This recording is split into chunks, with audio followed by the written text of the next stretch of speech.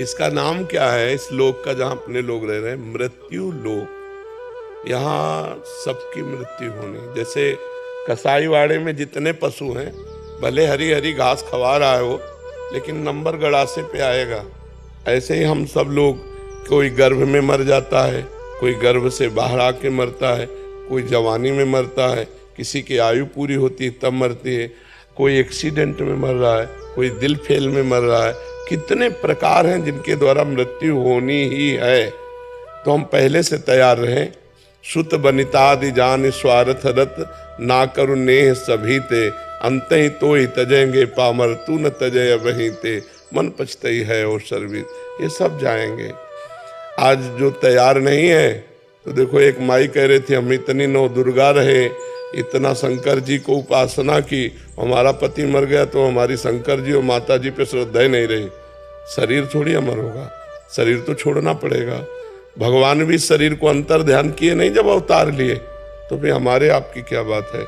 तो हमको ये विचार के द्वारा पहले मजबूत हो जाना चाहिए कि यहाँ सबका शरीर छूटता है तो हमारी माँ का भी शरीर छूटेगा।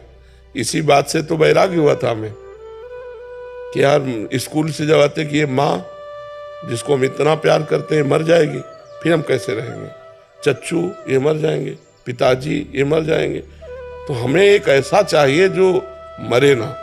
तो वो निष्कर्ष निकला वो तो केवल भगवान ही है। तो भाग पड़े भगवान से दोस्ती करने के लिए कि बस हमको ऐसा दोस्त चाहिए कि मरने का डर हमारा भी खत्म हो और हमारे दोस्त का भी। तो हमारे मित्र हैं भगवान, और जिनसे मित्रता की गई उन्होंने हमें निडर कर दिया, निर्भय कर दिया।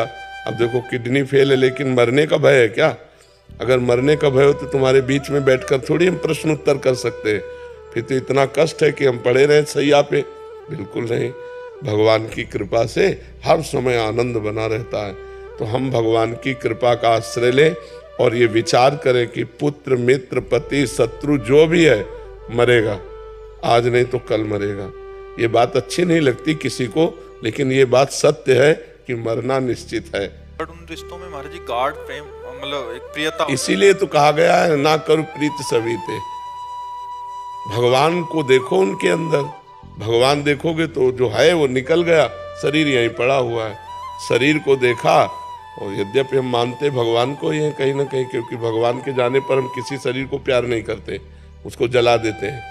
तो अगर हम भगवान को वर्तमान में देखकर प्यार करें तो हमें डर खत्म हो जाएगा कि ये मृत्यु, मरेगा नहीं। मरता कौन है? जीवात्मा निकल गया, शरीर पहले ही जड़ था, उसको जला दिया जाता है, मरा तो कोई नहीं।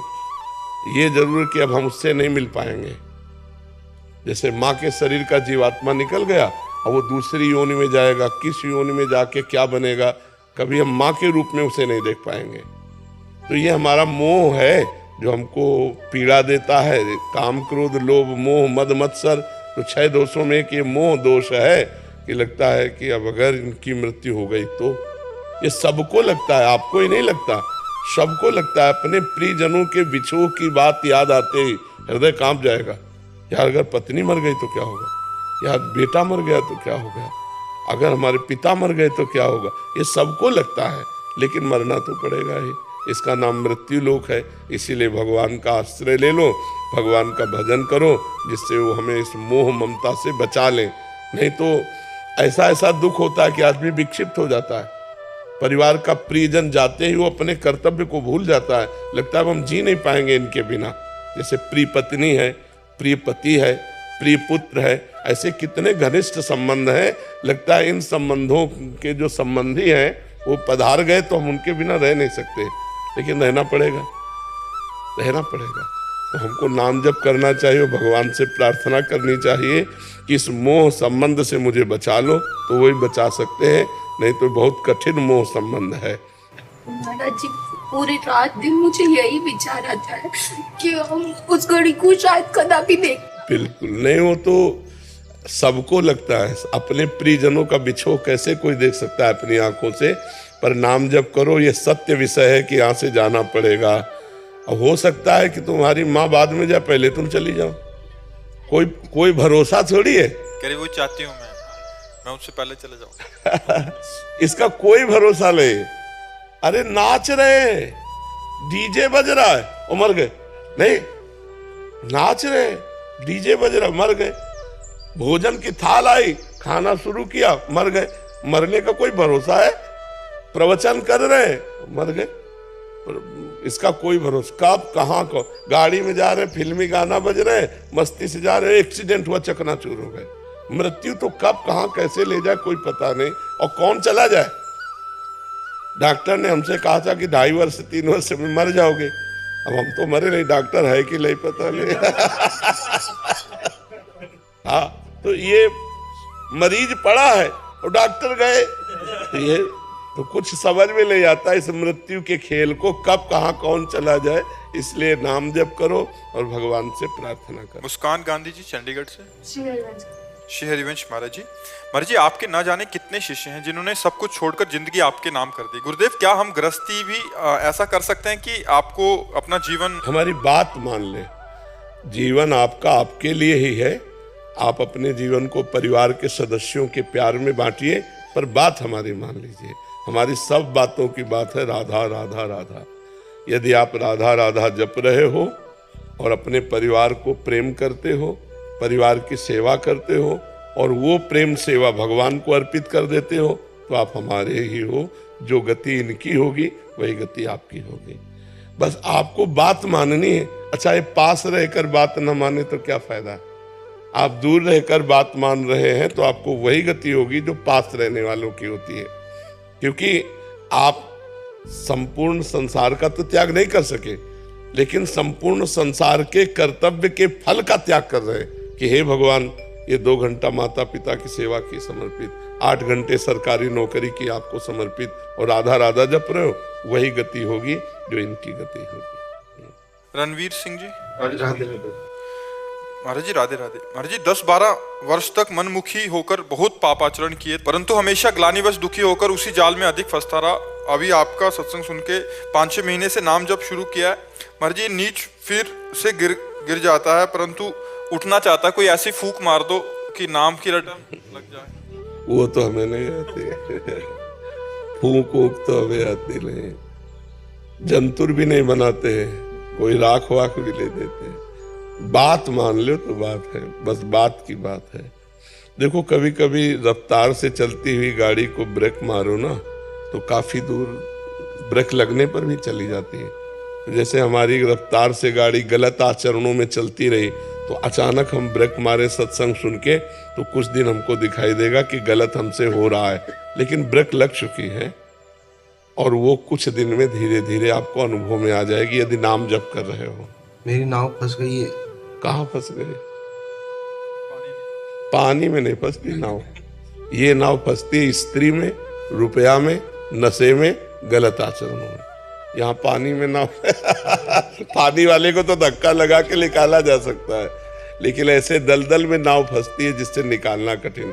कोई नशा, कोई स्त्री, कोई गंदे आचरण, गंदा व्यवहार, इन्हीं में अपनी नाव फंसी हुई है। नाम पार करवा देगा ना बाबा साहब? अरे पार नहीं करा देगा, सुखा देगा। नाम लेत भव सिंधु सुखाही, करो विचार सुजन मन माही।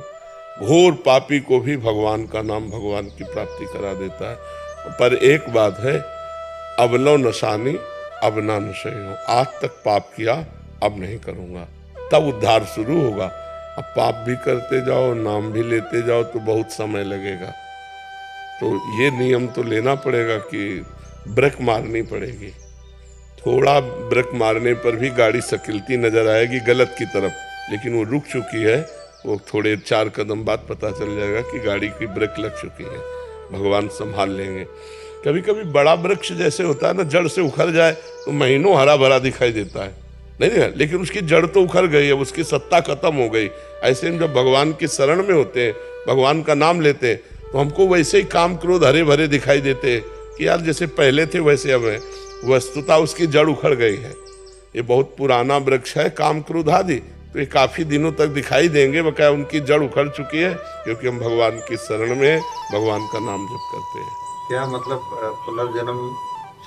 पुनर्जन्म जो होता है आत्मा का वास्तव में है, या मतलब हम जो भजन करेंगे तो? देखो, अज्ञान जब तक रहेगा, जैसे हम स्वप्न में हैं, अपने को देख रहे हैं कि हमारी पिटाई हो रही है, तो अब उसको बचाया नहीं जा सकता, उसको जगाया जा सकता है। केवल जग करके ही वो उस स्वप्न के दुख से निवृत्त हो सकता है। वस्तुतः जन्म मरण नहीं है।